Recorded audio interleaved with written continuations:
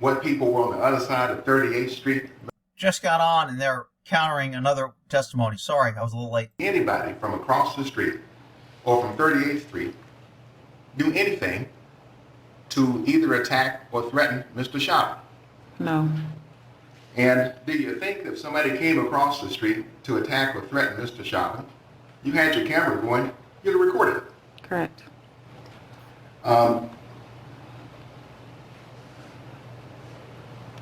Now, he asked some questions about, again, the bystanders who were there, and he talked with you about that, those bystanders. Did you see a single thing that indicated to you that Mr. Chauvin was afraid of you, your little cousin, or a single one of the bystanders? No. You were asked about cars on the street. There are cars and cars and cars going. Did you notice, was Mr. Chauvin trying to get out of the way of cars? No.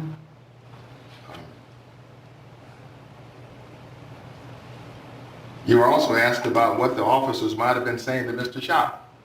Correct. Remember talking about that? Yes. Did you hear the officers, did you hear any of the officers tell Mr. Chauvin that Mr. Floyd didn't have a pulse? Did you hear him say that either? No. You didn't hear him say anything? No.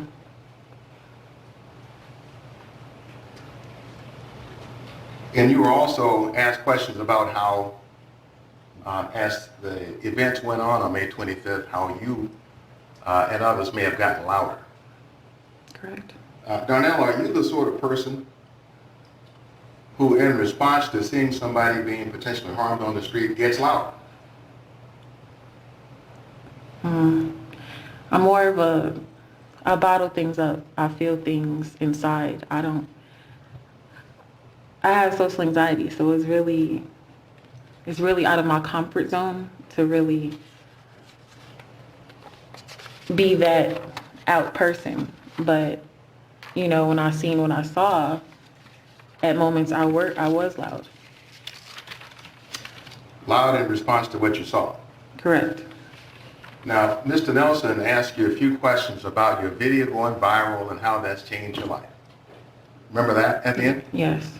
Would you tell the ladies and gentlemen how your viewing, experiencing what happened to George Floyd Oh my goodness. has affected your life?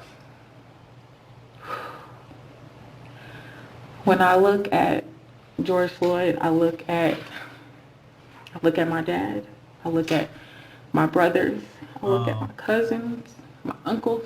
Yeah. Because they are all black. I have a black father, I have a black brother, I have black friends.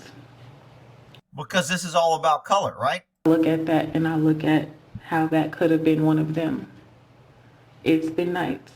Ask a white person every time he sees a white person die, if they run around and go, I see all my white people who are threatened who could be killed like. I mean, that's just crazy that it's all about color.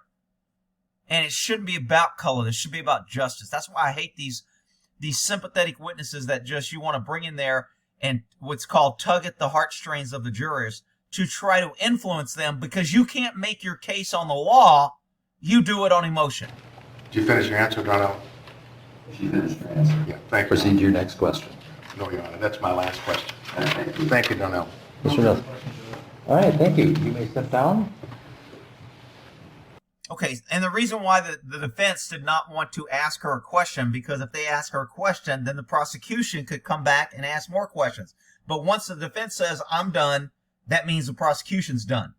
So that's always the risk when you ask a client question. I used to hate it when the prosecution would come back and ask me one stupid question that really didn't matter, but he just wanted to get it out there after he had already questioned me, and then it gave the defense a second bite at me. And then the defense would end up going somewhere that I really didn't want to go, not because I was hiding anything. I just didn't want to hurt the case, didn't want to elaborate. You know, I was ready to get off the stand. And then the defense would keep me up there another 15 minutes because the freaking prosecution wanted to ask one more stupid question. I hated that. Attorneys need to learn, you know what? If it ain't worth me getting something, I ain't going back up there to give the prosecution a second bite of the apple. Defense attorneys need to say that. Boy, was that a finish. Jerry Blackwell with the mic drop just... All right, so I'm not real sure what's going on here. Again, doing this live, I can't pause it and give you my thoughts, so I tend to let it run more. And for those that watched the Amber Fry video, I reviewed her video after the testimony so I could pause it, and I don't know which one you prefer. I think if I could pause it on live, I would get long-winded and expand more. Some people like that, some people don't. But what's he doing here? Moment. You could hear the voice. It sounds like he's swearing in maybe a new witness or bringing in. Looks like it's about 11:48 here. They usually go to lunch, I think, between 12 and 12:30. So they're probably going to get this witness or a couple of witnesses. I have not heard how many witnesses they're calling or how long this trial is supposed. Normally when they start a trial, they say, okay, for the witnesses, for this and that, this is going to be a week-long trial, and they'll clear the court calendar for a week. I don't know what they said this trial is going to last. For the record, but as soon as we get the audio, which should... These guys are, man, so far I haven't seen a bunch of damning evidence on this. I've seen a lot of emotional evidence. I've seen a lot of the video, but we haven't got into the meat and potatoes where we get police up there saying what they're trained, and we get police experts up there. We haven't heard from any expert witnesses. We haven't heard from medical stuff. So there's all kind of things coming. And I don't know how much I want to cover live.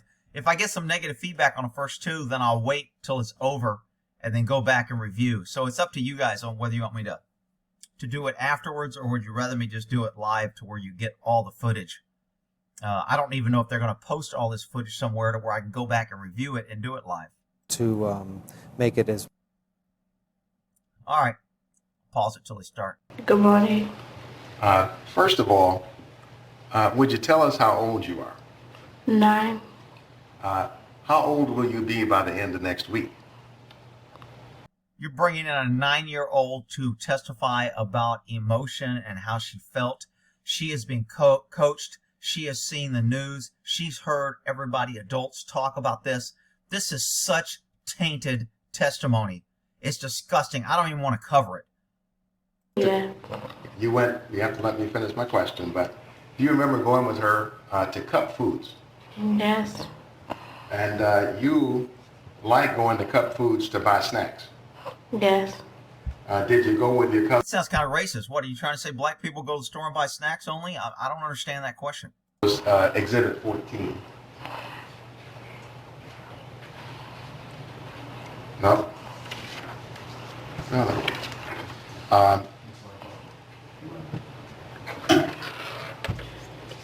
Just a second.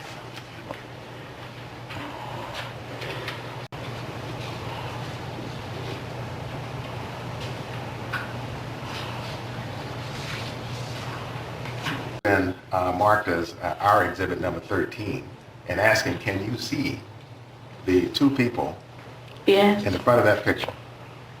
Can you? Yeah. Who are those people? Me and my cousin. And which one is you?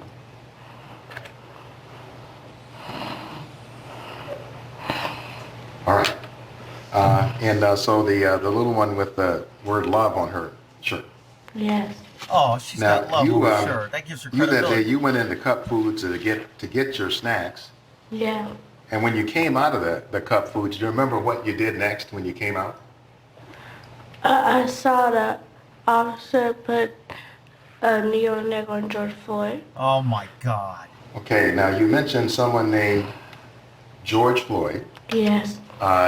Did you know George Floyd before May 25th? I can hear.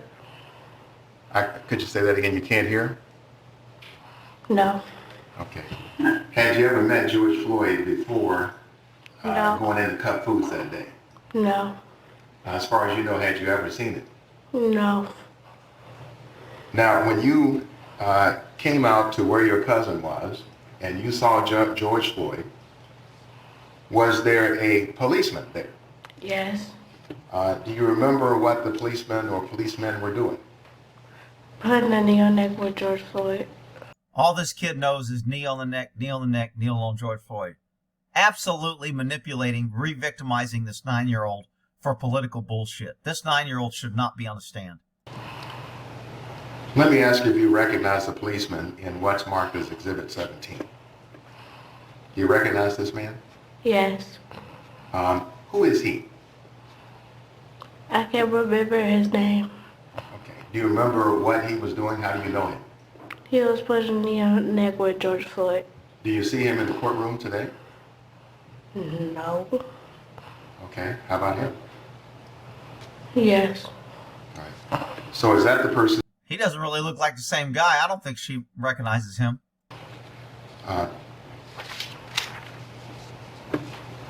So you saw a knee being put on the neck of George Floyd. When was the knee taken? Did you see that the knee was ever taken off of George Floyd's neck? No. Were you there? Because all I know is knee on the neck, he killed George Floyd, because I've been hearing it for the last 30, 60 days, whatever. Yes. The ambulance had to push him off of him. Oh, the ambulance had to push George. Oh, that's bullshit. I want to see that in video. Him off, or what happened? They asked him nicely to get off of him. And when they asked him nicely to get off of him, what did he do? We still stayed on him.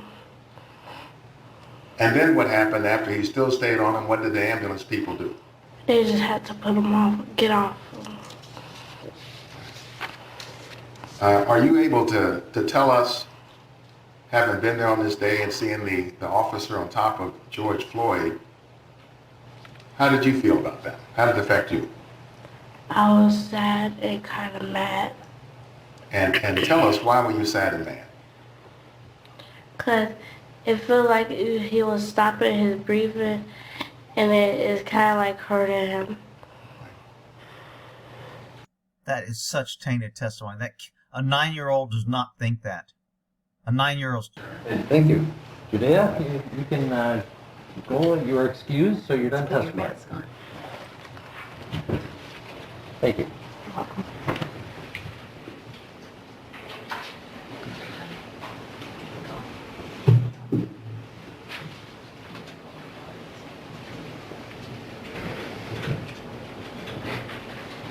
To me, putting this kid on a stand is paramount to these anti-abortion or pro-abortion or pro-life, putting a kid out there with a t-shirt saying, "This is me," or "I could be dead," or something like that. It's just using this 9-year-old for bullshit. This really offends me. I mean, it was hard to get a 9-year-old who was molested or involved in some sort of sexual abuse because we didn't want to traumatize them. And to do this to a kid and put her up there just for this freaking color bullshit trial is absolutely outrageous in my book. So let's shoot for 1:15 to reconvene. So we are in recess until 1:15. Thank you. Okay, so the recess from 1:15, and we'll go ahead and end that there. Jump to the next one.